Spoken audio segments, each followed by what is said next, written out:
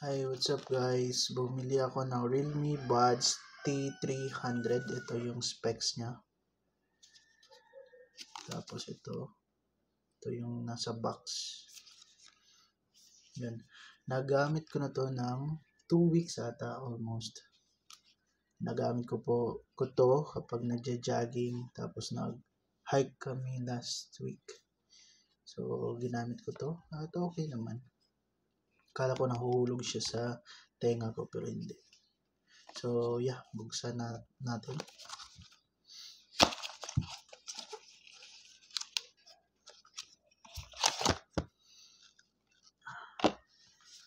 Ito na yun. Ito na siya. So, tingnan muna natin yung nasa loob ng box nito. Meron siyang, ito, nabuksan ko na to yung tatlong large, medium, at small size. Yung pinili ko yung small size kasi medyo malaki yung medium sa akin. Yan. So, small size yung ginamit ko. Tapos, ito yung type A to type C na cable niya. Hindi ko pa nagamit kasi iba yung ginamit ko pag charge ito. Tapos, ito yung user manual. Manual lang, hindi ko naman ito binabasa. Kaya ito na. Alam natin. Ito na siya. Para siyang itlog, men. Noon, ayaw ko bumili kasi gusto ko yung cord.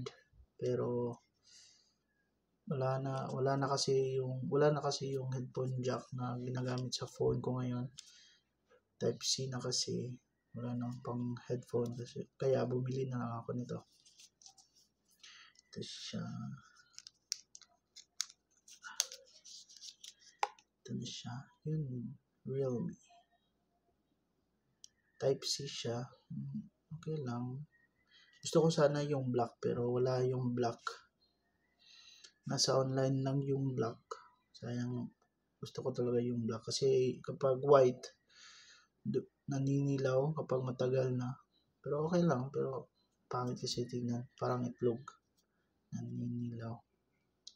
Yun, ito, may lead indicator siya dito. Nagre-red kapag malapit na siyang malowbat. Tapos green kung fully charged siya. Tapos kung nagcha-charge ka, nagbi-blink siya ng green. Tapos kapag puno na siya, hindi na siya nagbi-blink ng green, kundi steady lang yung green na kulay na umiilaw dito. Tapos ito yung laman niya, right and left. Tapos yun, umilaw siya agad. Ito na yun, yung ginagamit ko. Ito na yan. Baka ito yung mic na saruan. Tapos hindi naman siya nababasa ng tubig.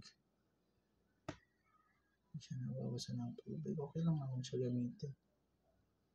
Nakala ko pangit pero hindi naman. Okay, sulit na sulit yung 1.6 ko. Ata 1.5 na bili ko dito. Hindi ko na matandaan. Pero okay lang. Maliit siya, maliit. Yun, parang ito yung mga charging pin, mga charging magnetic. Ito yun. Yun. Balik natin. Kamawala. Yun. Ito siya. Magaan lang siya.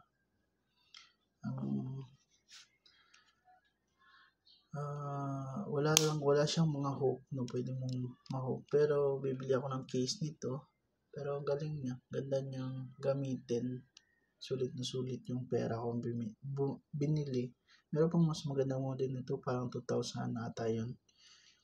Pero ito lang yung binili ko kasi nagja-jogging na ako ng mag-isa ngayon. Kaya yun, binili ko to. Sulit naman.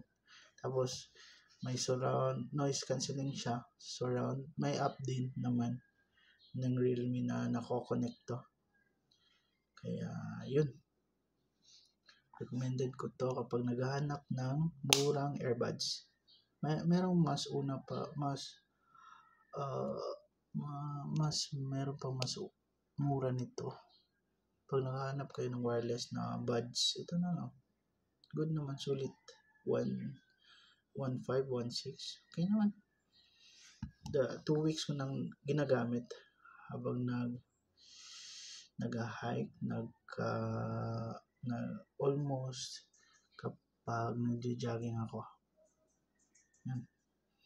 Nagjo-jogging ako almost 2 hours. Nagjo-jogging ako 10 kilometers. So, yeah. Sulit na sulit ito gamitin. Recommend ko. Ito yan. Realme Buds T300. Bye guys, yan lang.